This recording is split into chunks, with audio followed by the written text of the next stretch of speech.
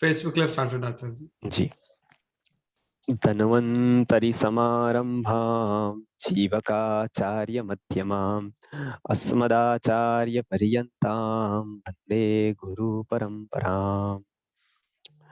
आज आयुर्वेद के सेशन में जैसे हर एक बार हम अभी कुछ औषध के बारे में बता रहे हैं, कुछ कल्पना के बारे में बता रहे हैं, जिसको आधुनिक भाषा में प्रोडक्ट कहा जाता है, आयुर्वेद की परिभाषा में उसको औषध कहा जाता है। तो एक एक की कुछ विशेषता बता रहे थे और लोग उसको उपयोग कर सके, ये एक महत्वपूर्ण, हम अपने जीवन में कर सके रोज का रोज उपयोग, और इससे हम स्वस्थ रह सके। देखा अभी हमने एक नया वेव भी आ रहा है कोरोना का, तो ये तो आते रहेगा और ये सब तो होता रहेगा, लेकिन आयुर्वेद ने जो उसके ऊपर भी कुछ गहन चिंतन मनन रखा है ऋषि मुनियों ने, कि कैसे महामारी आती है या फिर उसका इफेक्ट हमारे पर पड़ता है, देश काल वायु दूषित हो जाता है, और उसको बचने के लिए हम क्या क्या कर सकते हैं, अपनी इम्यूनिटी को बचाने के लिए, अपनी इम्यूनिटी को सक्षम करने के लिए क्या क्या कर सकते हैं, उसके बारे में भी हम कभी बात करेंगे। अभी का जो मुख्य विषय है वो आयुर्वेद का एक विषय, एक बहुत ही अच्छा कंसेप्ट जो मनुष्य जाति ने बहुत कम लोग ऐसे हुए हैं जो मेधा प्राप्त की हो, जो एक स्तर पर गए हो बुद्धि के, तो ऐसे बहुत कम हुए हैं। आयुर्वेद ने बताया है कि बुद्धि के भी बहुत क्षेत्र है, बहुत पार्ट्स है, बहुत विभाग है। उसमें एक विभाग आता है मेधा का। तो मेमोरी अलग है, बुद्धि अलग है, मेधा बिल्कुल अलग है। तो बुद्धि, मेधा, प्रतिभा, वो सभी के ऊपर मनुष्य के जीवन की सफलता का या निष्फलता का आधार होता है। जिसकी बुद्धि शुद्ध होती है उसका आचरण भी शुद्ध होता है, और जिसकी बुद्धि कलुषित होती है उसका आचरण भी कलुषित होने लगता है, क्योंकि बुद्धि ही कंट्रोल करती है मन को, मन इंद्रियों को, इंद्रिय विषयों को। पूरी चेन है ऐसी। तो अभी जो दवाइयां है वो शरीर को तो प्रभावित करती है, ज्यादा से ज्यादा इंद्रियों को भी प्रभावित करती है। कोई कोई रोग होते हैं जो इंद्रियों को भी प्रभावित करते हैं, जैसे अभी कोरोना आया तो बहुत लोगों की सेंस चली गई। हम देखते हैं ना कि सूंघने की शक्ति, स्मेल चली गई, या टेस्ट करने की जो शक्ति है टेस्ट, वो चली गई। तो कुछ सेंस में कोई तकलीफ हुई, आयुर्वेद में इसका कारण बताया है ऐसा क्यों होता है। तो वो जो स्मेल का या इसका टेस्ट की जो क्षमता थी वो चली गई, बहुत लोगों को सुनने की क्षमता भी चली गई। तो ये एक ज्ञानेंद्रिय की शक्ति का हमने परिचय देखा था पहले आयुर्वेद के विषय पर भी। उसके ऊपर भी एक मन है, जो हम भयभीत हो जाते हैं तो हमको पता है अटैक आ जाता है। कोरोना भी हो गया बहुत भय के कारण, भय का माहौल बन गया तो कोई भी रोग ज्यादा प्रसारित हो गया। तो मन के लिए भी आयुर्वेद में बताया है स्वस्थ रखने के लिए, और एक उससे भी ऊपर है जो सर्जन करती है बुद्धि, जो विचार करती है, जो कल्पना करती है। तो उसके लिए आयुर्वेद में ये बुद्धि का संरक्षण करने के लिए, बुद्धि को बढ़ाने के लिए, या बुद्धि के भी जो आहार है वो विशिष्ट औषधियों का एक योग बताया है। जो ऋषि मुनि इन्हें स्मृति शक्ति को अखंडित रखा, और जीवन के अंत में भी वो बहुत सारे ग्रंथों का सर्जन कर सके और सात्विक जीवन के अंत तक रह सके। नहीं तो बहुत कम संभावना होती है कि बड़ी उम्र में लोग क्रोध से मुक्त रहे, बड़ी उम्र में लोग चिड़चिड़ेपन से मुक्त रहे, बड़ी उम्र में लोग चंचलता से मुक्त रहे, बड़ी उम्र में लोग अधिक बोलने से मुक्त रहे। ये बहुत कम होता है। क्यों? क्योंकि उसका जो न्यूरॉन से वो घिसते जाते हैं और वो वापस नहीं बनते हैं। तो ये जो न्यूरॉन्स है उसी का जो कार्य क्षेत्र अलग अलग आयुर्वेद ने बताया है वो अतिशय सूक्ष्म है। मॉडर्न साइंस यहाँ तक पहुंचा नहीं है लेकिन न्यूरॉन्स तक पहुंच गया है। तो गर्भावस्था में भी प्रतिक्षण न्यूरॉन्स बनते हैं और एक बार बने वो वापिस फिर लाइफ टाइम के लिए ही वो बनते हैं, फिर वो नाश होते हैं तो फिर वापस नहीं बनते हैं। ऐसा मॉडर्न साइंस भी स्वीकार कर रहा है। विदेशों में इसके ऊपर बहुत सारी बुक्स भी छपी है। तो गर्भ संस्कार का भी महत्व हम उससे समझ सकते हैं कि वो न्यूरॉन्स बनने की जो प्रोसेस है वो गर्भावस्था में विशिष्ट औषधियां दी जाए तो न्यूरॉन्स बनने की क्रिया में एक स्वस्थता आती है, रिदम आती है। तो बुद्धि का हमको देखते हैं कि व्यक्ति की पहचान ही बुद्धि है और ये बादाम से बढ़ने वाली तो नहीं है, निश्चित ही बादाम उसमें स्मृति में थोड़ा बहुत उपयोगी हो सकती है, लेकिन बुद्धि की स्तर पर की जो बात है वो अलग बिल्कुल है। तो उसके लिए आयुर्वेद ने विशिष्ट औषधियों का एक मेलन दिया है। चरक संहिता में इसको मेध्य रसायन, ब्राह्म रसायन के नाम से जाना जाता है। तो बौद्धिक वर्ग है उसको खास करके जो बुद्धि से काम करते हैं, जो मन से काम करते हैं, उसको थकान ज्यादा लगती है। लोग सोचते हैं ऑफिस में बैठे बैठे थकान कैसे लगती है, कंप्यूटर पे काम करके करते थकान कैसे लगती है, अकाउंटिंग का काम करते करते थकान कैसे लगती है। मजदूर सोचता होगा कि ये तो बैठा रहता है पूरा दिन और मैं मजदूरी करता हूं तो मैं, लेकिन एक श्रम मन का भी होता है। शरीर जैसे दौड़कर थक जाता है, शरीर जैसे काम करके थक जाता है, ऐसे मन भी थक जाता है और मन की थकान को मिटाना भी जरूरी होता है, नहीं तो उसका सीधा असर हमारे स्वभाव पर होता है, हमारे व्यवहार पर होता है। स्ट्रेसफुल व्यक्ति डिसीजन सही नहीं ले सकता है। स्ट्रेसफुल व्यक्ति कोई भी काम उत्तम रीति से नहीं कर सकता है।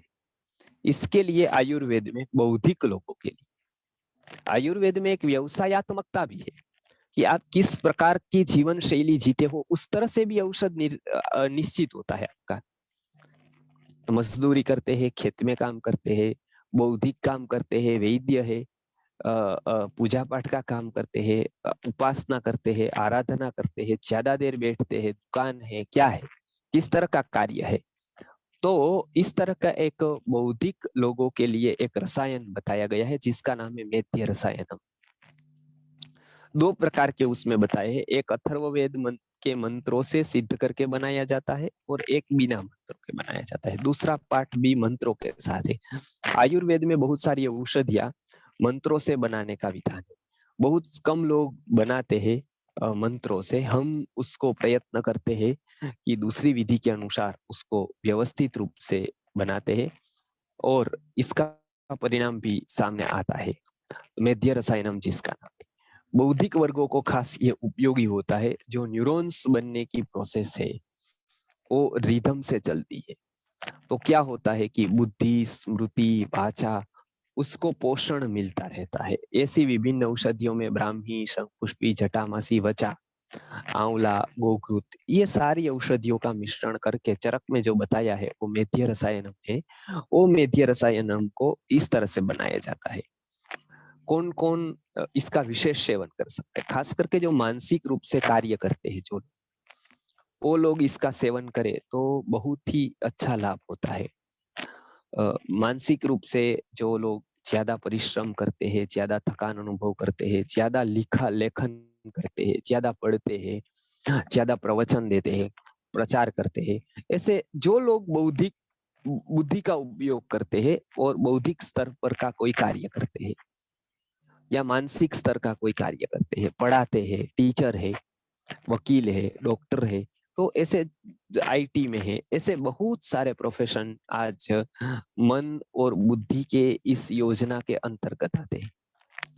तो इसके कारण जो क्षति होती है और उसी के कारण हम उसको रसायन के कोई प्रयोग नहीं करते हैं आजकल, और इसके कारण हम देखते हैं कि करीब करीब 40-50 साल की उम्र आते आते मन थक जाता है और इसका प्रभाव सीधा हमारे स्वभाव पर पड़ता है, हमारे निजी जीवन पर पड़ता है, हमारे टसल होती है, हमारा एक गुस्सा होता है, या हम स्ट्रेस अनुभव करते हैं, या हम चिंता में चिंताग्रस्त हो जाते हैं, व्यग्र रहते हैं। तो इसके लिए आयुर्वेद में बहुत सारी औषधियां बताई है। उसके लिए एक मेध्य रसायनम ये श्रेष्ठ औषधि है। सेवन करने का काल सुबह 1 चम्मच, शाम को 1 चम्मच। जिसको नींद न आती हो खास करके, वो शाम को 1 चम्मच इसका सेवन कर सकते हैं, तो उसको अच्छी नींद आने लगती है। नींद को गहरी करने के लिए भी इसका उपयोग हो सकता है। जिसको ज्यादा स्वप्न आते हो वो भी इसका उपयोग कर सकता है। तो स्वप्न क्यों आते हैं? जब नींद हमारी प्रॉपर नहीं होती है तो स्वप्न आते हैं। सुषुप्ति नहीं होती है तो स्वप्न चलते रहते हैं। तो जिसको ज्यादा स्वप्न आते हो वो भी इसका उपयोग कर सकते हैं रात को सोते वक्त। बौद्धिक वर्ग भी इसका उपयोग कर सकता है सुबह और शाम को। तो ये मेध्य रसायनम है, एक उत्तम प्रकार का रसायनम है, और ये शरीर से ज्यादा मन को और बुद्धि को प्रभावित करता है। इसके लिए जो मानसिक रूप से जो कार्य करते हैं लोग, बुद्धि से कार्य करते हैं, उसके लिए आयुर्वेद में एक उत्तम रसायन बताया गया है। क्या रसायन का अर्थ है?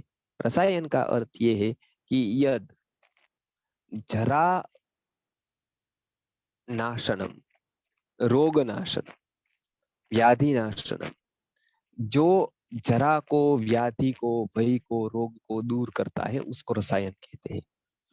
तो रसायन चिकित्सा आयुर्वेद की एक चिकित्सा है कि हर एक ऋतु में हम एक पोषण देते हैं। जैसे कुदरत पूरे वृक्षों को पोषण देती है वसंत में, उसी तरह से मनुष्य के शरीर को भी एक पोषण चाहिए, बुद्धि को, मन को एक पोषण चाहिए। तो उसके लिए हमारा जो रोज का आहार है वो पर्याप्त नहीं होता है।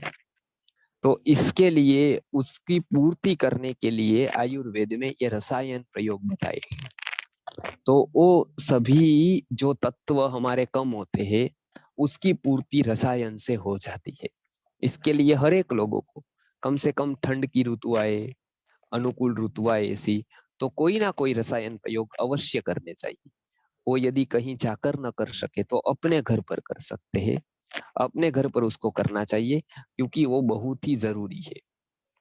यदि उसके ऊपर उपेक्षा करता है कोई, तो शरीर और आयुष्य की हानि होती है, और आयुष्य दिन प्रतिदिन घटता जाता है।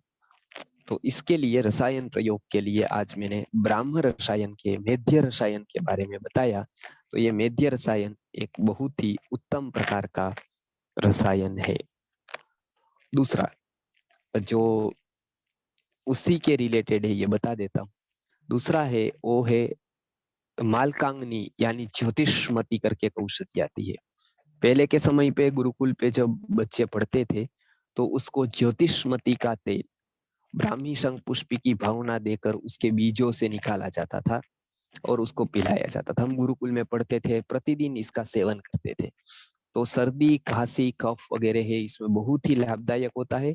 और खास करके वो कफ, मस्तिष्क में जो अंदर रहने वाला तर्पक कफ है, उसकी विकृति को दूर करने के लिए ये तेलम, स्मृति वर्धक तेलम यानी मेमोरी ऑयल बहुत उपयोगी होता है।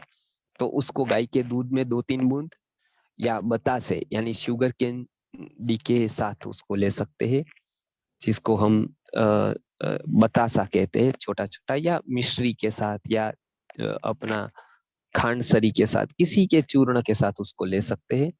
विद्यार्थी इसका खास सेवन करे। जो कोई पढ़ रहा है वो खास सेवन करे। 2-3 बूंद केवल लेनी होती है गाय के दूध के साथ, और बहुत ही अच्छा परिणाम उसका मिलता है स्मृति में। तो एक मेध्य रसायनम भी कर सकते हैं और ये भी ले सकते हैं स्मृति वर्धक तेलम। विद्यार्थियों के बहुत सारे प्रयोग थे वो मेध्य रसायनम और स्मृति वर्धक तेलम से किए जाते थे प्राचीन गुरुकुलों में। इसके लिए विद्यार्थी स्मृतिवान, मेधावान और बुद्धिमान बन के अनेक शास्त्रों के रहस्यों को जानने वाला बनता था। उसका कारण था कि ऐसा रसायन प्रयोग हर एक गुरुकुल में कराए जाते थे। तो ये रसायन प्रयोग भी लोग करें, और कुछ आहार विहार में भी ध्यान रखे। अभी ठंड की ऋतु में तो अवश्य ही उसके रसायन प्रयोग बहुत ही सफल हो पाएंगे। और खास करके मस्तिष्क की सात्विकता, को बढ़ा पाएंगे, मस्तिष्क को स्वस्थ रख पाएंगे, और इसके कारण हम अनेक रोगों से बच पाएंगे। तो ये दो की बात हमको करनी थी। आगे और भी विषयों की बात हम करते जाएंगे, एक एक के औषधियों के बारे में। आज हमने देखा वो मेध्य रसायनम और स्मृतिवर्धक तैलम के बारे में देखा।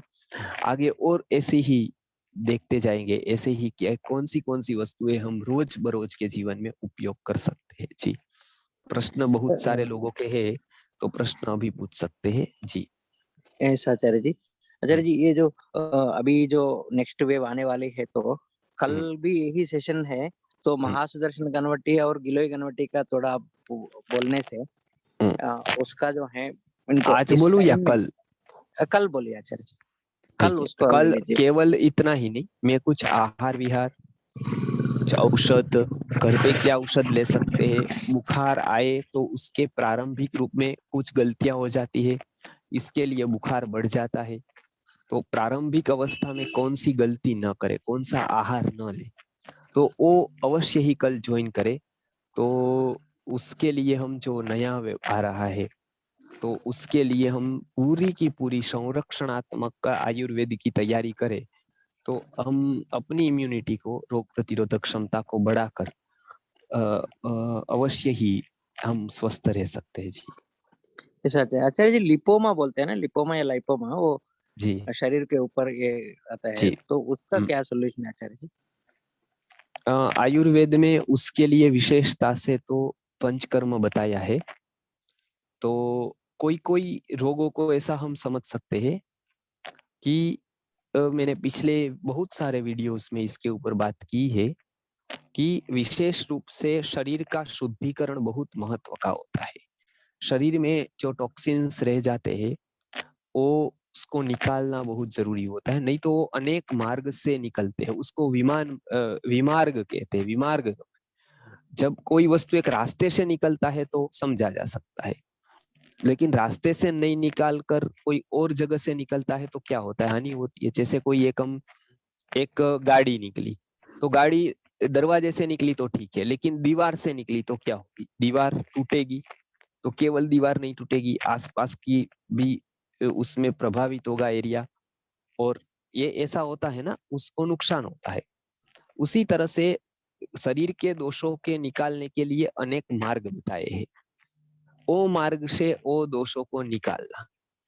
अब ओ दोष ओ मार्ग से यदि नहीं निकलते तो क्या होगा, वो विमार्ग से निकलते हैं। जैसे वायु शरीर में बढ़ जाता है, एक उदाहरण के स्तर पर बता रहा हूं, तो अति वायु बढ़ गया तो उसके निकालने का स्थान तो गुदा है, तो रोज हम उससे हरड़ जैसी चीजें लेंगे, कोई औषधियों का सेवन करेंगे, पाचक औषधियों का सेवन करेंगे, तो क्या होगा, जो वायु अपान है वो इसी गति से निकल जाएगा, कोई तकलीफ नहीं।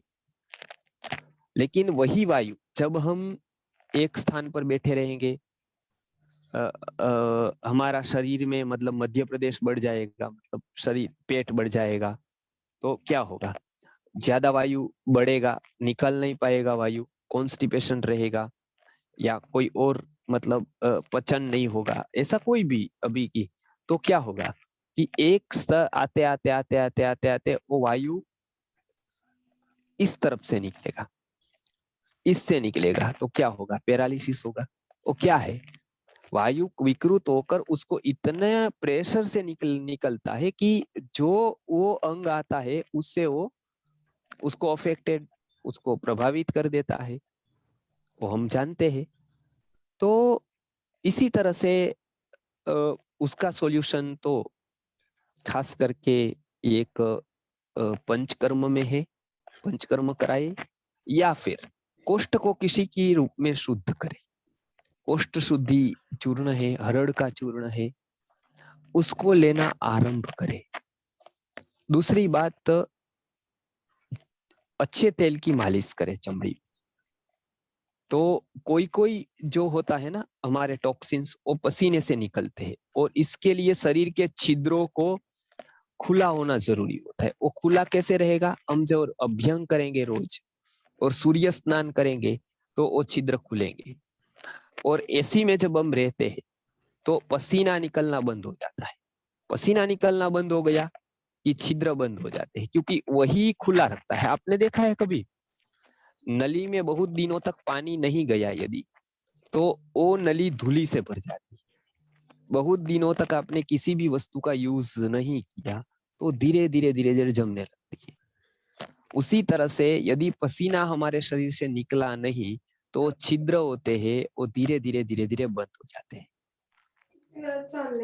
तो वो उसके कारण भी एक बुखार आता है, उसकी बात करेंगे। उसको मंथक नाम का ज्वर कहते हैं। पसीना न निकलने से भी बुखार आता है, उससे भी बहुत रोग होते हैं। तो इसके लिए मेरे हिसाब से एक कोष्ठ शुद्धि करानी चाहिए और एक पंचकर्म कराना चाहिए जी। और कोई आगे दवा बहुत अच्छा लोगों नहीं? ने और कोई दवाई के दवा लिए अच्छा नहीं? दो तीन दवाई में सजेस्ट करता हूँ। एक तो हरिद्रा खंड है। हरिद्रा खंड बहुत ही अच्छी औषधि है ऐसे सारे रोगों की। जो आप आंख बंद करके स्किन डिसीज में, ऐसे कैंसर तक के डिसीज में, मस्तिष्क के रोगों में, एंटीबैक्टीरियल जिसमें प्रॉपर्टीज चाहिए या तो कोई इन्फेक्शन से रोग हुआ है उसके, वो सभी रोगों में एक हरिद्रा खंड करके एक औषधि है, वो बहुत ही अच्छी है। हरिद्रा खंड उसमें उपयोग कर सकते हैं। और दूसरी खास औषधि जो हम बार बार उसको बताते हैं ये औषधि के बारे में, वो है आम्ल की रसायन। आम्ल की रसायनम भी ऐसी औषधि है जो ऐसे सारे रोगों में कार्य करती है, रोग प्रतिरोधक क्षमता को भी बढ़ाती है।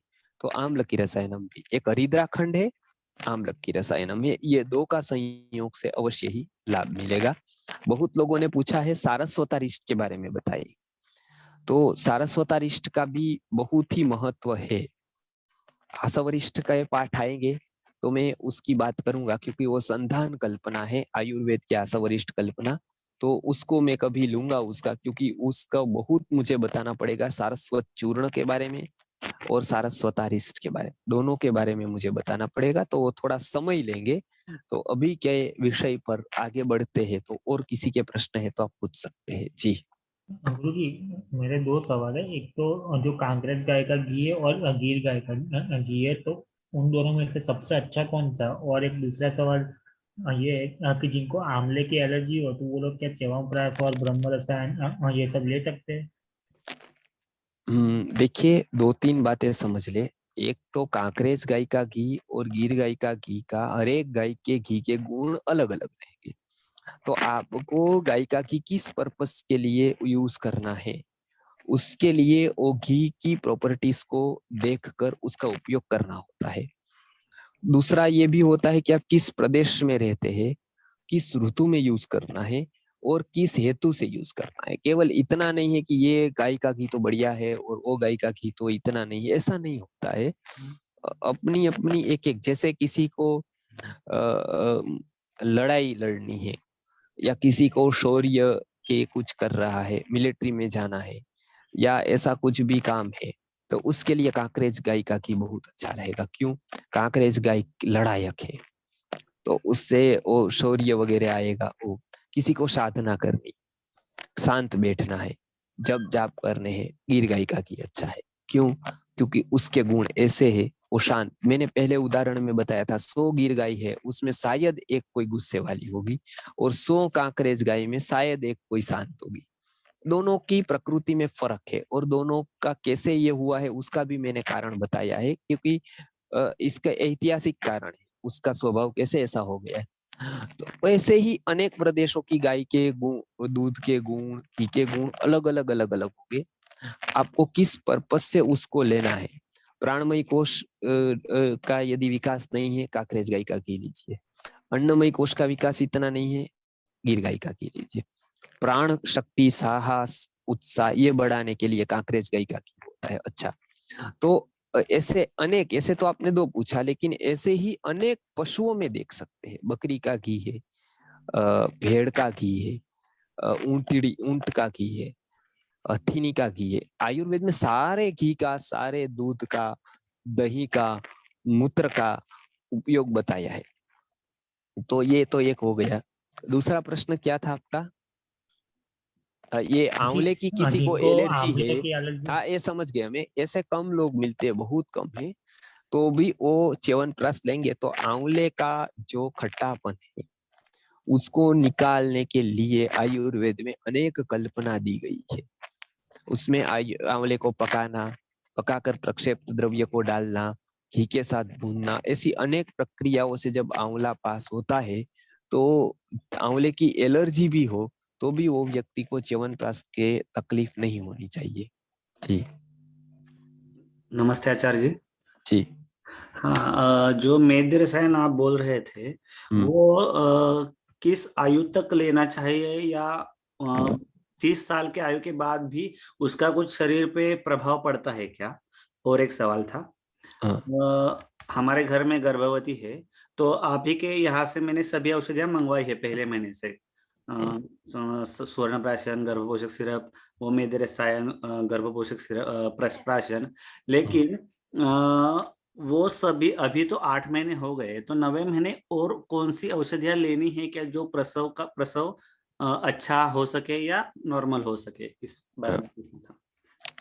दो बातें समझ ले। मेध्य रसायनम तो सभी उम्र वाले ले सकते हैं, बड़ी उम्र वालों को ये ज्यादा इफेक्ट करता है, खास करके 25-30 साल से ऊपर के लोगों को। बालकों को भी सेवन करा सकते हैं, 5 साल के ऊपर के बालकों को खास करके, लेकिन जरूरी तब होता है जब 15 साल के ऊपर होता है व्यक्ति, विज्ञानमय कोश का विकास आरंभ होता है, तब बुद्धि, प्रतिभा, मेधा वगैरह का संचार होता है, तब इसकी खास आवश्यकता होती है। और दूसरा 40 साल के बाद तो ये अनिवार्य है, क्योंकि उस समय भी बहुत आवश्यकता रहती है। न्यूरॉन्स हमारे जो खिंचते जाते हैं, ज्ञान तंतु वीक होते जाते हैं, तो उसको सक्षम करने के लिए भी मेध्य रसायन उपयोगी होता है। तो किसी भी उम्र में इसको ले सकते हैं। एक बात, एक प्रश्न तो ये हो गया। दूसरा जो आपने पूछा कि गर्भवती महिलाओं के लिए खास करके 9 महीने की जो दवाई, कुछ योग गुरुजी ने बताए हैं अनेक संशोधन करके, उसमें 9वां महीना बहुत महत्व का होता है। तो एक गर्भावस्था की किट जो जो लोग उपयोग करते हो करे, 9वें महीने में ये करे कि आप वायु का अनुलोमन करें, क्योंकि वायु का अनुलोमन से जैसे हमारा यूरिन पास होता है, मल पास होता है, प्रसूति भी अपान की प्रवृत्ति से ही होती है। तो जितना अपान वायु स्वस्थ रहेगा, एक रिदम से रहेगा, उतनी प्रसूति आराम से होगी। क्या करे उसके लिए? तो सारी दवाई तो लेते हैं उल्टे। दूसरा एक महत्व की बात है, वो है एरंड तेल, कैस्टर। तो 9वां महीने के 10-15 दिन चले जाए, उसके बाद रोज 1 चम्मच एरंड का तेल पीने का शुरू कराए गर्भवती महिला। किसमें पी सकते हैं? दूध के साथ पी सकते हैं, गर्म पानी के साथ पी सकते हैं, टेस्ट चाहे तो, मतलब चाय यदि पीते हैं तो चाय के साथ पी सकते हैं, यदि पीते हैं तो, नहीं पीते हैं तो दूध के साथ पी सकते हैं। उसमें भी न जमे तो एक कैप्सूल खाली लेकर, वो कैप्सूल में एरंड तेल को डालकर कैप्सूल को पैक करके उसको गल सकते हैं, निगल सकते हैं, तो कैस्टर ऑयल चला जाएगा। तो कैस्टर ऑयल से क्या होगा? अपान की प्रवृत्ति होगी और उसको प्रसूति बहुत ही आसान होगी। तो ये एक बहुत ही उत्तम उपाय है। दूसरा एक चूर्ण आता है जो 9 महीने के बाद में लिया जाता है, उसका नाम है सुख प्रसव कर चूर्ण। तो सुख प्रसव कर चूर्ण, लेकिन वो 9 महीने होने के बाद दिया जाता है। तो वो कोई कंपनी बना नहीं रही है, हम यहाँ पर उसका थोड़ा प्रयोग किया है तो बना रहे हैं। तो वो आप देख सकते हैं, लेकिन वो एक खास याद रखना है, सुख प्रसव कर चूर्ण 9 महीने पूरे होने के बाद ही देना है। जी धन्यवाद। प्रणाम आचार्य जी, मैं पल्लवी बोल रही हूँ। मेरे 2 प्रश्न हैं। एक पहला ये कि स्मृति वर्धक तेल का नस्य लेना चाहिए या नहीं लेना चाहिए? दूसरा ये कि मेध रसायन लेने में क्या, खाने पीने में क्या परहेज करना चाहिए? कोई भी आयुर्वेद का रसायन प्रयोग जब आप करते हो तो सभी रसायन प्रयोगों के कुछ कॉमन नियम लग जाते हैं आपको, क्योंकि तो ही वो रसायन की इफेक्ट आती है। दुख की बात ये है कि आज महंगी से महंगी दवाई जो आती है कंपनियों की, उसमें भी कोई हमको ये नहीं बताता है समाज को कि ये रसायन प्रयोग तब उपयोगी है और तब असरकारक होता है जब इसकी परहेज हो। तो आज कोई भी व्यक्ति वसंत मालती लाता है कोई कंपनी की और खाने लगता है मन पड़े, और कैसे भी जीता है।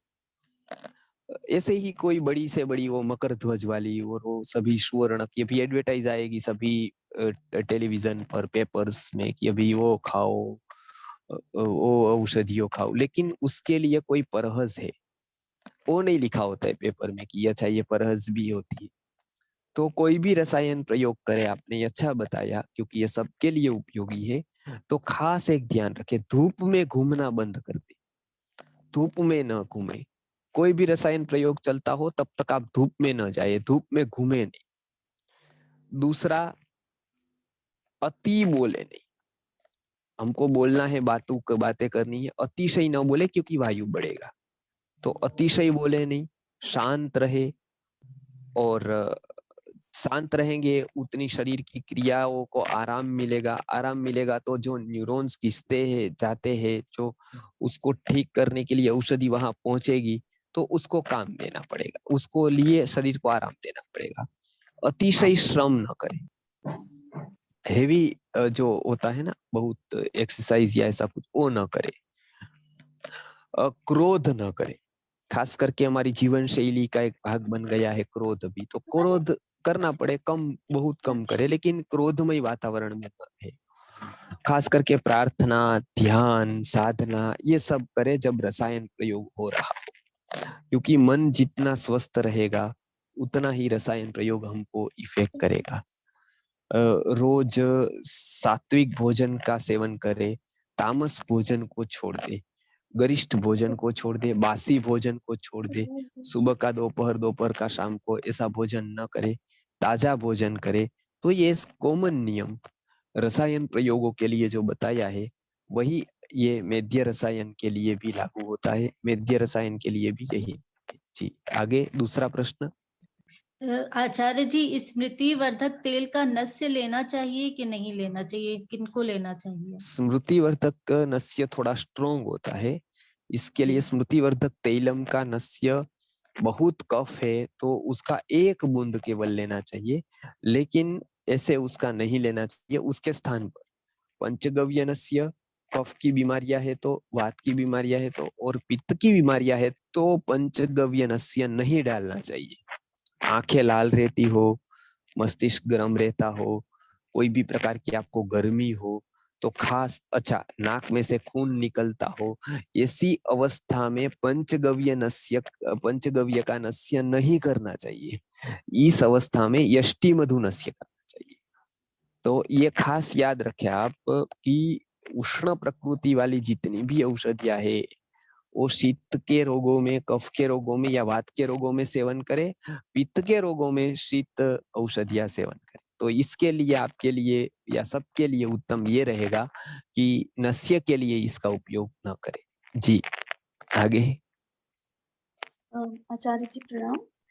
मेरा प्रश्न ये था कि हम लोग जैसे आपसे ये सब सुनते हैं तो हम चाहते हैं कि इसको अपने ऊपर या अपने परिवारजनों के लिए उपयोग करें या रोगियों के लिए, तो हम ये कैसे समझ सकते हैं कि कुछ ऐसे कि ये हमारे लिए सही रहेगा? जैसे अभी आपने मान लीजिए बताया वैद्य रसायन बताया, या आपने आप मतलब बहुत अच्छा सा कुछ घरेलू उपाय बताते हैं, तो वो हम अपने शरीर की परिस्थिति से या कोई ऐसा टेस्ट, आयुर्वेद में भी कुछ हम टेस्ट कर सकते हैं कि इस समय हमें कैल्शियम की कमी है या हमारा कफ या वात ज्यादा है, मतलब किस तरह से हम आसानी से छोटी छोटी चीजों से समझ के या हमारा नर्वस सिस्टम अच्छे से काम नहीं कर रहा तो नर्व वाली दे दें। देखिए आयुर्वेद एक पूर्ण विज्ञान है और इसको हरेक अंग पर, हरेक पल पर अप्लाई किया जा सकता है। ये थ्योरी नहीं है केवल कि भाई चलो ये बाहर की ऊपर की बातें हैं कि मरने के बाद क्या होगा और क्या, ऐसी कल्पनाएं नहीं है। तो वो एक पूर्ण विज्ञान है, आज भी वो साबित होता है। आंवले में जो प्रॉपर्टीज उस समय लिखी है आज भी वही मिलती है, अरड़ में जो लिखी वही मिलती है। तो हमको कैल्शियम की डेफिशिएंसी हुए हमको कोई तत्वों की कमी है तो उसका जो लक्षण लिखा है आयुर्वेद में, जो शरीर पर महसूस होता है, तो वो हर एक को होता है। अच्छा, अब हमको पता नहीं चलता है, क्यों? क्योंकि हमने शरीर के अवलोकन को, उसके ऑब्जर्वेशन को, जिसको हम कहते हैं एक्सट्रोस्पेक्शन, इंट्रोस्पेक्शन को छोड़ दिया है। तो वो हम आत्मनिरीक्षण नहीं करते हैं। हमको बहुत सारी बातें हमारे शरीर की पता नहीं होती है, तो इसके लिए निरीक्षण नहीं होता है, तो हमको ये पता नहीं होता है कि किस तत्व की कमी लगती है। नहीं तो उसके लक्षण दिखाई देते हैं शरीर पे, कोई भी तत्व की कमी हो, कोई रोग आया हो, कोई रोग आने वाला हो, वहां तक शरीर, जैसे बुखार आने वाला हो, आया हो तब नहीं, हमको तो आया हो 5-6 दिन चला गया हो गया, उसके बाद पता चलता है टेस्ट करके, अच्छा तो बुखार है ये। जबकि आयुर्वेद में तो बताया कि बुखार आने से पहले हमको पता चल जाएगा कि पेट टूटने लगेंगे और थोड़ा हमारा शरीर भारी हो जाएगा, थकान महसूस होगी, कहीं अच्छा नहीं लगेगा, कंटाला आने लगेगा, तो बुखार आने वाला है। तो हम क्या करते हैं, पैरासीटामोल खा लेते हैं। पैरासीटामोल खा लिया तो हमारे लक्षण गायब हो गए, जो खबर देता था कि रोग आने, वो गायब। वो जो टेम्परेचर बाहर निकलना था, क्योंकि वो खबर देता कि एक रोग है अंदर, तो वो निकाल दिया। तो हमको लगा कि हम स्वस्थ हो गए, क्योंकि लक्षण कोई भी महसूस नहीं हुआ, लेकिन अंदर रोग रहा। रोग को दूर नहीं करती है दवाई, जो तात्कालिक हम दवाई लेते हैं वो रोग को दूर नहीं करती है, वो रोग के जो लक्षण होते हैं उसको दूर करती है, वो सिम्टम्स को दूर करती है, रोग को दूर नहीं करती है। अब समझ गए ना? जैसे कोई आग लगी तो सायरन बजा, बराबर, कि टू टू टू टू टू टू, तो हमने कहा कि ये सायरन को ही साला फोड़ देते हैं, ये बार बार बताता है कि आग लगी, तो वो फोड़ने से आग नहीं बुझ जाएगी ना, वो तो हमने उसका इंडिकेटर को फोड़ दिया, तो अब हमको पता नहीं चलेगा कि आग लगी है। अब वो पूरा जला देगी तब हमको पता चलेगी अच्छा आग है, क्योंकि वो इंडिकेटर था, वो एक ज्ञात कराता था कि ये है हमारे शरीर में।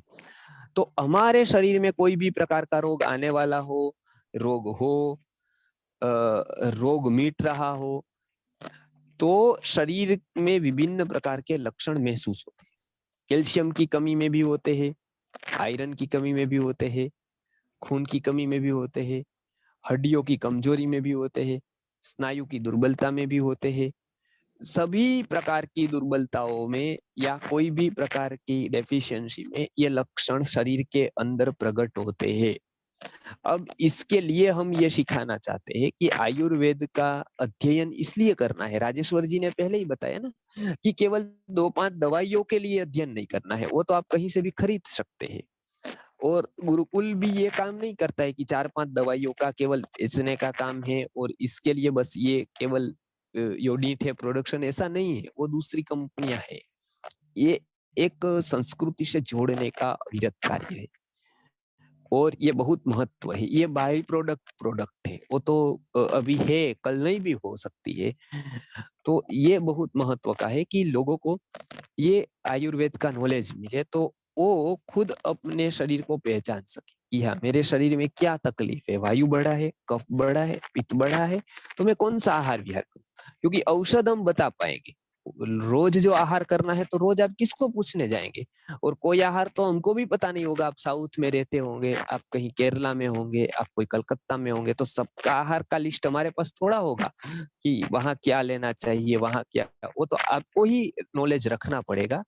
तो इसके लिए घर वालों को और लोगों को आयुर्वेद के वर्ग ज्यादा से ज्यादा ज्वाइन हो, प्रोग्राम में भी आयुर्वेद हो, इस तरह के प्रोग्राम हो।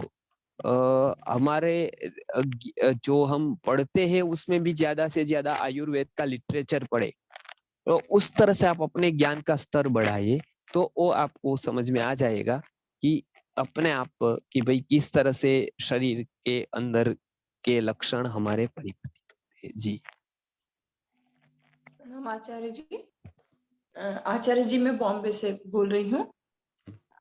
आजकल साइनस की बीमारी यूजुअली जो लोग मेट्रोज में रहते हैं उन्हें तो बहुत ज्यादा होने लगी है, और ये जो दिसंबर का महीना है या नवंबर का महीना है दिवाली के बाद, इस टाइम ये साइनस का प्रॉब्लम बहुत ज्यादा बढ़ जाता है। तो इसके लिए कुछ ऐसी औषधि का उपयोग करना है या हमें क्या करना है जिससे ये हम इसे दूर कर सके? साइनस की बीमारी अभी ज्यादा बढ़ेगी क्योंकि कफ का काल आया, ठंड बढ़ेगी, वातावरण में शैत्यता रहेगी और बहुत ही ठंड होने के कारण मस्तिष्क में रहने वाला तर्पक कफ बढ़ेगा। तर्पक कफ बढ़ने से शरीर जकड़न, मंदता आएगी, कफ बढ़ेगा, तो इसके कारण साइनस का प्रॉब्लम होगा। तो साइनस के प्रॉब्लम जिसको जिसको है उसको खास करके धूली से बचना है। आयुर्वेद में नित्य आयुष्य घातक जो बताया है वो तथा सम्मार्जनीरजः, मतलब जो धूली है, उड़ने वाली धूली, जो सिटी की विकृत धूली होती है, मैं ये नहीं बताता हूँ जंगल की या गांव की, खेत की, उसकी नहीं बताता हूँ। जो सिटी की मतलब जो नगरों में जो धुआं उठता है, धूल उठती है, बहुत विकृत होती है, तो वो हमारे श्वसन तंत्र में जब जाती है तब अनेक प्रकार के दूषित तत्व हमारे अंदर प्रवेश करते हैं।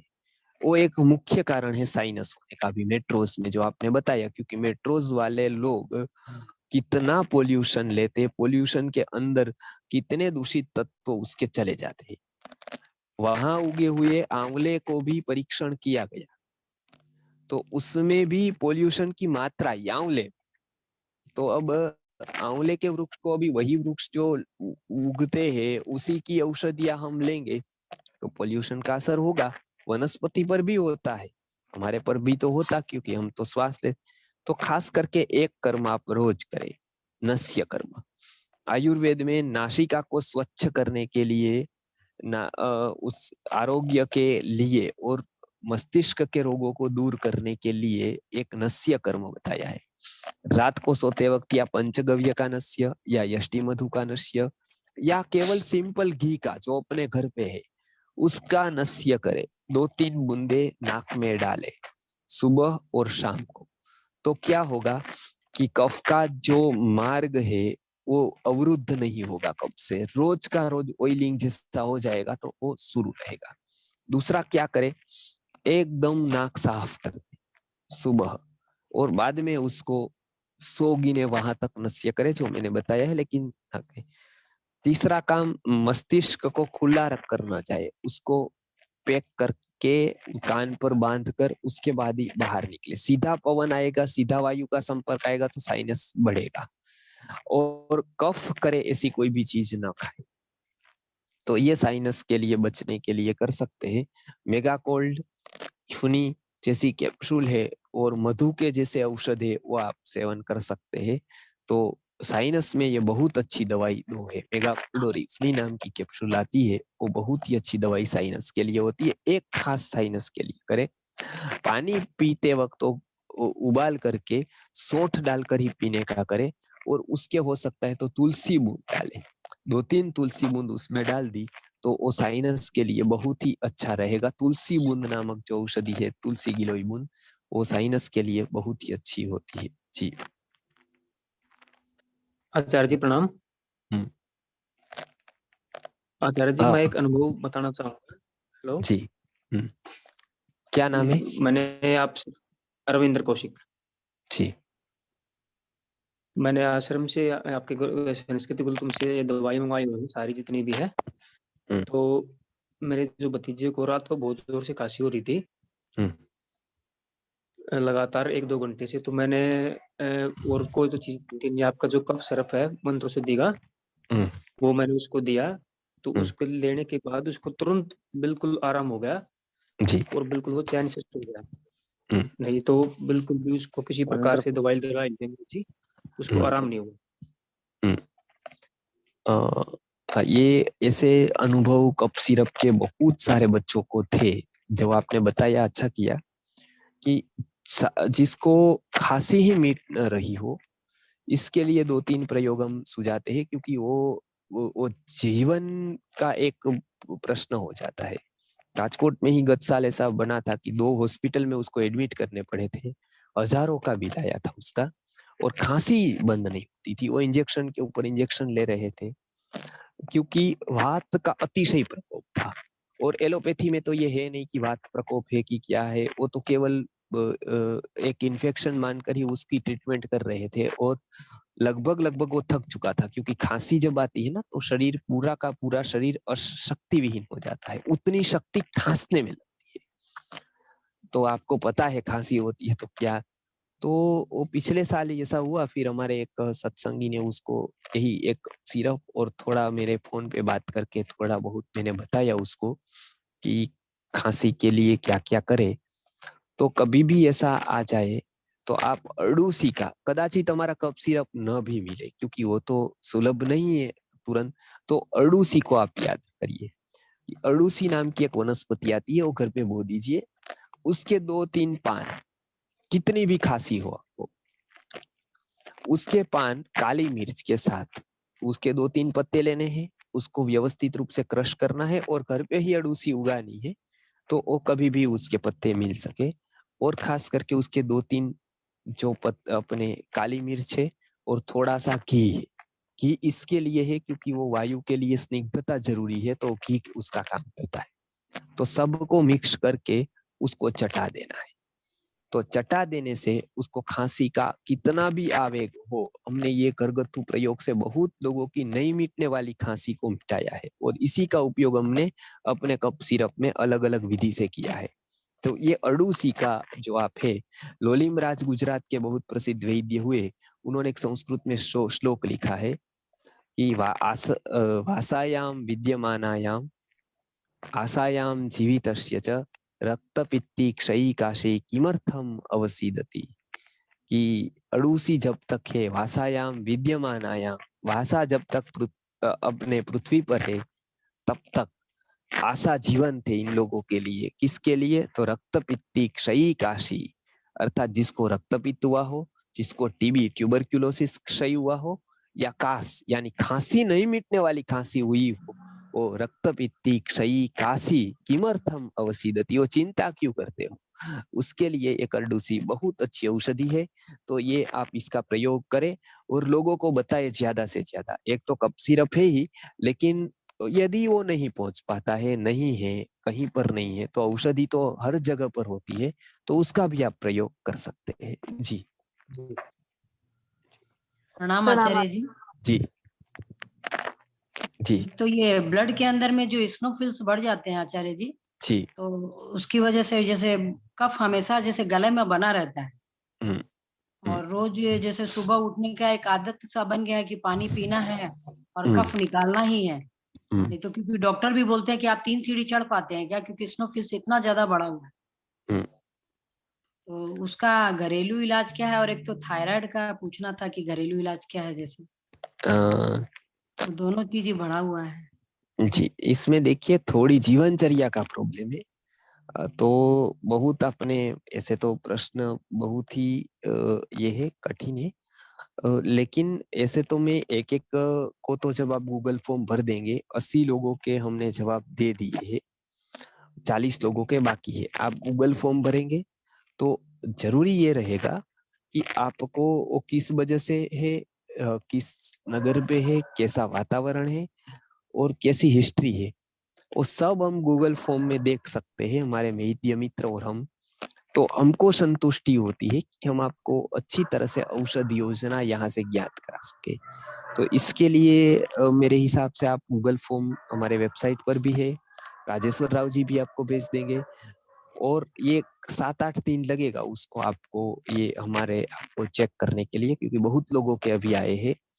तो हम उसको मेल करके, व्हाट्सएप करके भी आपको, खास करके मेल करके आपको भेज देते हैं। तो उसकी एक प्रॉपर ट्रीटमेंट है। जैसे थायराइड की हम मंगवाएंगे रिपोर्ट आपसे, तो किस प्रकार से है, आयुर्वेद में क्या कहा जाता है उसको, किस वजह से है, तो उस सब को लेकर उसका इलाज होता है। क्योंकि ये खांसी जैसा रोग नहीं है, वो अंतस्रावी ग्रंथियों का रोग है। खांसी है वो एक अलग है, तो उसके लिए हम बता सकते हैं। अंतस्रावी रोगों के लिए हिस्ट्री देखी जाती है और उसमें बहुत सारे फिर प्रश्न होते हैं, तो उसको आप भर दीजिए। और जो जो लोगों ने भरा है, ईमेल देखते रहिए, चेक करते रहिए। खास 80 लोगों को हमने जवाब दे दिया है, 40 लोग अभी बाकी है। 2-3 दिन में वो 40 लोगों को भी हम जवाब दे देंगे, तो वो देखते रहिए, खास आप मेल चेक करते रहिए। जी और कोई? गुरुजी प्रणाम। आर्य नितिन बोल रहा था कोलकाता से। हाँ। मेरा प्रश्न है कि जैसे आजकल महिलाओं की ब्लीडिंग एक्सेस केसेस बहुत आते हैं, उनको ब्लीडिंग बहुत होती है, तो उन केसेस में क्या किया जाए? एक प्रश्न ये रहता है। दूसरा प्रश्न ये है कि जैसे कुछ खाया और तुरंत बाथरूम या पोटी जाना पड़ता है, ऐसे केसेस में क्या करना पड़ता है? ये 2 प्रश्न है मेरे। पहले तो महिलाओं का जो भी प्रश्न सबसे है ब्लीडिंग का, उसे मेरे पास भी 2-3 आए थे। कुछ औषधों का दुष्प्रभाव भी उसमें कारणभूत है अभी का, जो एलोपैथ दवाई का। दूसरा, गर्भाशय की विकृति भी उसमें बहुत कारण है। अभी तक हमने जो अभी कार्य किया, तो कुछ समझ में आया, कुछ महिलाओं का ऐसी हिस्ट्री देखी, उसमें खास करके जो 2-3 बातें समझ ले। एक तो जो मेंसिस के समय पर जो सावधानियां और जो नियम आयुर्वेद ने बताए हैं, वो लगभग कोई फॉलो नहीं करता है। लगभग 90% जनता नहीं, 95% नहीं करती है, 99% नहीं करती है। तो ये तो एक धीरे धीरे पता नहीं चलता है, लेकिन जब एक रोग आता है तो उसके बाद उसको मिटाना कठिन इसलिए हो जाता है क्योंकि हमको जो जीवनचर्या चाहिए, आयुर्वेद जो जीवनचर्या बताता है, उसके अनुसार लोग चलते नहीं है, पहली बात। दूसरी बात ये है, खास करके संतति नियमन के साधन का बहुत प्रचार हुआ है अभी। तो महिलाएं जो गोलियां लेती है, अलग अलग पिल्स लेती है, उसको ये पता नहीं है कि ये कितनी घातक होती है। तो संतति नियमन की ये जो गोलियां है, एक ये और एक मेंसिस को पोस्टपोन करने की दवाइयां, ये 2 दवाइयां मानो ये गर्भाशय के ऊपर का मतलब शस्त्राघात है। वो जैसा मैं किसी को मारूं, एक आपको या आप मुझे मारे, या ऐसा कोई कितना घात लगता है। मतलब कोई बैठा है और इसके ऊपर कोई ऐसा मारे तो क्या होता है, उसको चोट आएगी ना, चोट आएगी तो उससे फिर खून बहेगा, ऐसा खून बहता रहेगा। ऐसी तो कोई विकृति होगी, मुझे इसके ऊपर फिर ट्रीटमेंट करना पड़ेगा कि ये क्यों हुआ, क्योंकि आपने उसके ऊपर घात किया। सेम ऐसा होता है कि जब महिलाएं संतति नियमन की कोई भी प्रकार की पिल्स यूज करती, तो उसमें उसके गर्भाशय को पूरी रिदम उसकी टूट जाती है। आयुर्वेद में संयम का महत्व बताया है, संतति का भी महत्व बताया है। तो वो दोनों को छोड़कर एक जो कुदरती सिस्टम के आगे कोई बात नहीं, दूसरा और भी तरीके होते हैं, लेकिन एक तरीका जो गोलियां लेने का, उसके कारण महिलाओं के इतने रोग बढ़े हैं, उसकी कोई सीमा ही नहीं। और कोई डॉक्टर ऐसा नहीं बता रहे हैं कि ये पिल्स के कारण है। सब समझ रहे हैं, वो भी बात पक्की है कि इसके कारण है रोग सबके। तो ये एक मैंने अभी तक के जो मेरे अनुभव है, अब ये सबको स्वीकार्य भी नहीं होता है।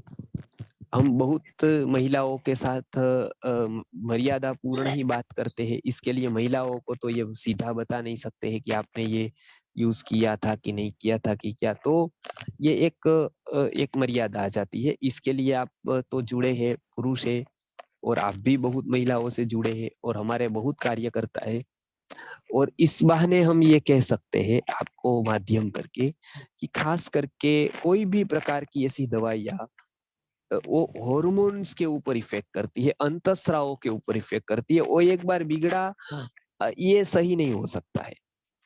ये कोई पानी का नल नहीं है कि आप उसको 1-2 बोल में समझ। वो बहुत सूक्ष्म स्राव होते हैं, और ये सूक्ष्म स्राव पर ये इफेक्ट होती है, ये आप समझिए। वो रिदम पूरी चली गई तो वो रिदम लाना फिर ऐसी वैसी बात नहीं है। वो तो रोग, कुदरती रोग आए उसके लिए औषधियां इफेक्ट करती है, लाए हुए रोग के लिए औषधियां कम इफेक्ट करती है। तो ये सब लाए हुए रोग होते हैं, बुलाए हुए रोग, कि भाई अपने आप के ऊपर अत्याचार करके। तो इसके लिए ये खास महिलाएं बंद कर दे, जो ऐसी पिल्स लेती हो या ऐसे कोई भी प्रकार का, वो कुदरत के रूप से गर्भाशय को अपना कार्य करने दे। जो कर रहा है उसको करने दे। तो वो एक अच्छा रहेगा। और इसके कारण भविष्य में उसको ब्लीडिंग की समस्या आती है और ये ब्लीडिंग रुकती नहीं है, उतना फ्लो जाता है और उसको एडमिट करना पड़ता है। उसको हीमोग्लोबिन की कमी हो जाती है, उसको खून की कमी हो जाती है, उसकी शक्ति नष्ट हो जाती है और आगे जाकर उसको बहुत सारे रोग, एक बार शक्ति शरीर की गई, सत्व गया, उसको रोग का आक्रमण हो जाता है पूरा।